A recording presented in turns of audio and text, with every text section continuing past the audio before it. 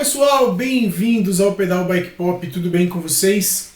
Olha só, no vídeo de hoje nós vamos falar um pouquinho sobre as consequências que a pandemia tem trazido para o ciclismo profissional, beleza? Então, bora a vinheta! Bom pessoal, infelizmente o mundo dos esportes está sofrendo demais em consequência da pandemia. Isso porque milhares, centenas de eventos esportivos ao redor do mundo inteiro foram cancelados ou adiados por conta disso. Então hoje nós vamos falar um pouquinho sobre as consequências da pandemia no ciclismo, do ponto de vista do ciclismo profissional e também do ponto de vista do ciclismo amador. O que acontece no ciclismo profissional é que o ciclismo profissional, tanto mountain bike, downhill, ciclismo de estrada ou qualquer outra modalidade do ciclismo mundial, ela depende de patrocinadores. Ela sobrevive através da divulgação dos seus eventos esportivos e, consequentemente, da divulgação das marcas que patrocinam esses eventos esportivos. Então a gente tem um problema muito grave aí em relação ao ciclismo, porque nós temos dois tipos de patrocinadores especificamente para todas essas modalidades de ciclismo. O primeiro grande patrocinador são os fabricantes de equipamentos, peças e acessórios para o ciclismo propriamente dito. Esses caras, eles vivem do mundo esportivo de alto rendimento porque é através do mundo esportivo de alto rendimento que eles divulgam os seus produtos para o ciclismo amador. Com a falta dos eventos esportivos, as marcas deixam de aparecer na televisão, na internet, enfim, e deixam de conseguir divulgar com mais força os seus produtos, os seus lançamentos. Isso dificulta também as vendas dessas marcas, desses produtos que atendem o consumidor do ciclismo, que atendem principalmente o ciclismo amador. Então, o que acontece? Nós temos aí uma grande dificuldade porque nós tivemos grandes eventos do ciclismo mundial cancelados ou adiados. Tanto do ciclismo mountain bike quanto do ciclismo de estrada, os maiores eventos do ano foram cancelados. Então, no ciclismo mountain bike a gente tem, por exemplo, o Cape Epic, que é a maior prova de maratona de mountain bike do mundo, que acontece na África do Sul, que aconteceria agora no começo do ano, em abril, e foi cancelado. Nós temos também as provas e as etapas da Copa do Mundo de mountain bike, que também foram adiadas e foram canceladas. Nós temos os Jogos Olímpicos, que também teriam as duas modalidades, e também foram cancelados. Foi cancelado. Era para acontecer agora no meio do ano de 2020 e foi adiado para 2021. No ciclismo de estrada, nós temos as provas tradicionais, como Paris-Roubaix, Tour de Flanders, enfim, são provas muito famosas, muito conhecidas, que atraem muitos patrocinadores e que foram canceladas. Temos as grandes voltas, que já foram adiadas também. Temos como as três principais voltas, que são o Giro de Itália, o Tour de France e a Volta da Espanha. Provas também canceladas, também adiadas.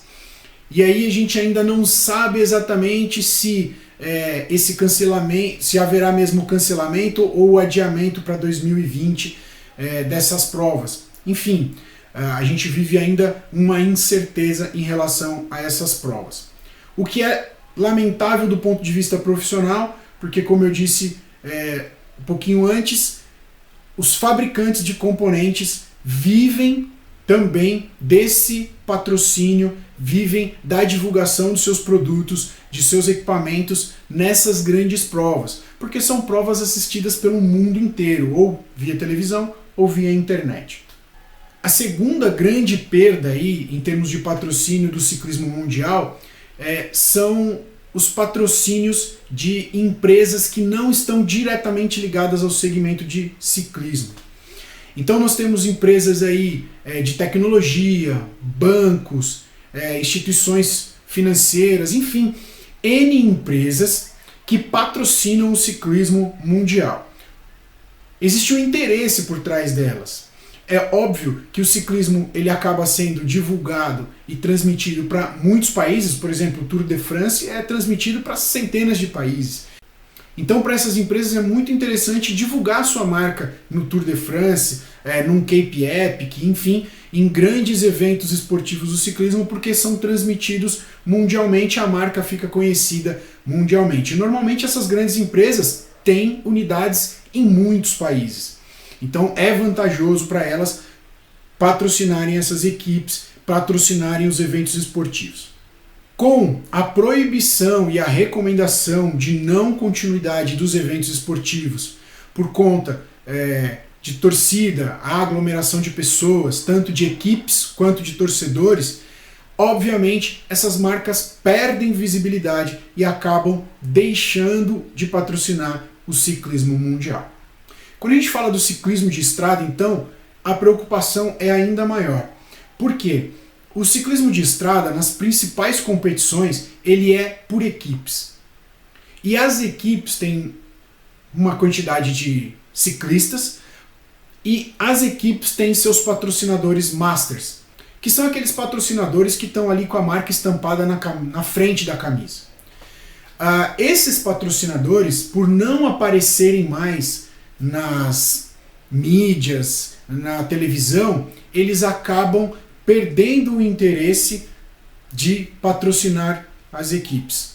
Um exemplo disso é a equipe CCC, que um ano antes do encerramento do contrato com a equipe, com os atletas, encerrou o patrocínio. Consequentemente, temos atletas de alto rendimento do ciclismo de estrada que estariam desempregados se não fossem as equipes ou as marcas de equipamentos esportivos que patrocinam também a equipe e que vão acabar mantendo esses atletas. Então, isso é uma coisa muito ruim para o ciclismo. O ciclismo tem um modelo de estrutura, de geração de receita muito complicado. As equipes, elas normalmente não são autossustentáveis, elas dependem exclusivamente de patrocinadores, ou patrocinador de equipamento esportivo, ou os patrocinadores, os patrocinadores master que estão ali estampados, que normalmente não são do segmento ciclístico, marcas de produtos diferentes. Isso é preocupante demais porque nós podemos ter muitos atletas de alto rendimento, talvez se aposentando, porque estão próximos aí de uma faixa etária de aposentadoria e ficar parado, primeiro, sem poder treinar, sem poder participar de eventos, prejudica o desempenho e eles acabam chegando na conclusão de que, olha, poxa, se eu tinha mais 2 anos aí para competir, talvez seja melhor o momento agora de parar, já que os eventos estão cancelados, eu não tenho como testar o meu treinamento, enfim, e eu também não posso sair na rua para treinar. A gente tem a quebra das equipes, equipes que vinham com uma sequência ou com uma composição de atletas muito fortes, não conseguem manter mais esses atletas por causa de salário, enfim, e aí acaba se quebrando a qualidade dessas equipes, ou então a própria equipe se desfaz. E aí a gente tem as mudanças dos atletas. O triste é que, infelizmente, quando há essa mudança de atletas, a gente vê muito mais essa movimentação naqueles atletas que já são mais vitoriosos, de mais alto rendimento, não de mais alto rendimento, mas são mais vitoriosos, que estão mais na mídia. Por quê? Porque trazem mais mercado, trazem mais atenção para as marcas patrocinadoras.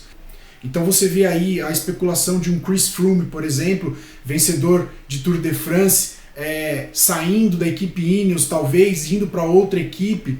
Enfim, a especulação é que ele iria para a Movistar, mas enfim, você vê somente esses atletas que têm mais mídia, que têm mais mercado de publicidade, saindo de uma equipe e indo para uma outra equipe forte, enquanto aqueles outros atletas que talvez não tenham tanta mídia assim, eles talvez não consigam se alocar em boas equipes.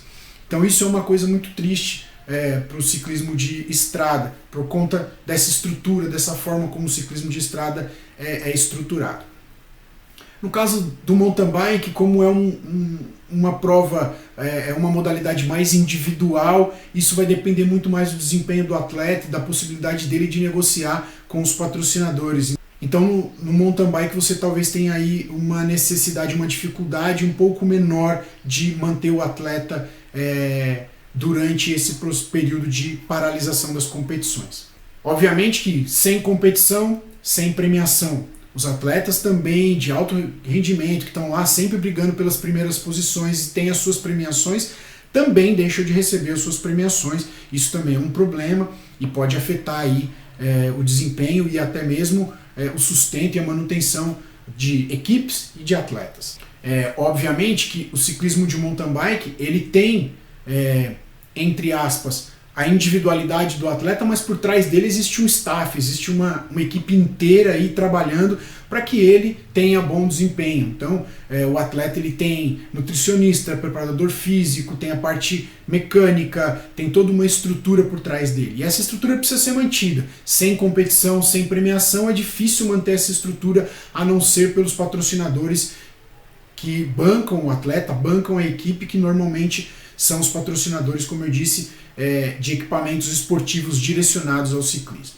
Outra grande consequência e problema para o ciclismo profissional é o fato de que, por conta da pandemia, principalmente na Europa, os atletas foram proibidos de sair para pedalar. E a maioria deles tentou aí pedalar, fazer os seus treinos indoor.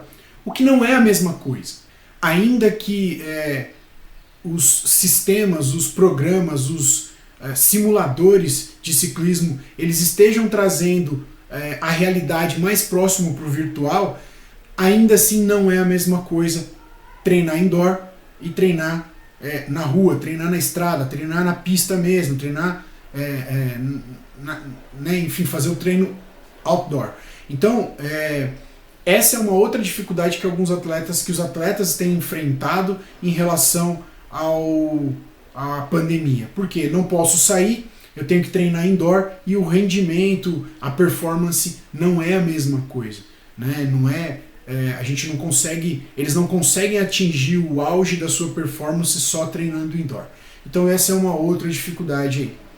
Então isso tudo pode acarretar aí um problema muito grave no futuro, mesmo com a volta do ciclismo, a gente ainda pode ter aí consequências muito duradouras para o ciclismo. Um detalhe muito interessante é que nos últimos anos o ciclismo profissional vinha mostrando uma ascensão muito significativa em todos esses aspectos, mais atletas, mais patrocínios, mais mídia, e infelizmente com a pandemia isso pode ser revertido de forma muito drástica. Em menos de um ano talvez isso caia para valores, para significados equivalente a 8, 10 anos atrás, o que é muito ruim para o ciclismo, que demorou um pouquinho aí, demorou aí 10, 12 anos para começar a crescer e ganhar mídia, ganhar mercado, e isso é uma coisa muito triste. A gente pode perder aí muito nesses eventos no ciclismo profissional. Então como que a gente pode ajudar esses caras, o nosso esporte a se manter vivo, em evidência, como vinha acontecendo quando nós não tínhamos aí a pandemia? A gente pode ajudar de diversas formas. A primeira delas é acompanhando os eventos esportivos virtuais que vêm acontecendo.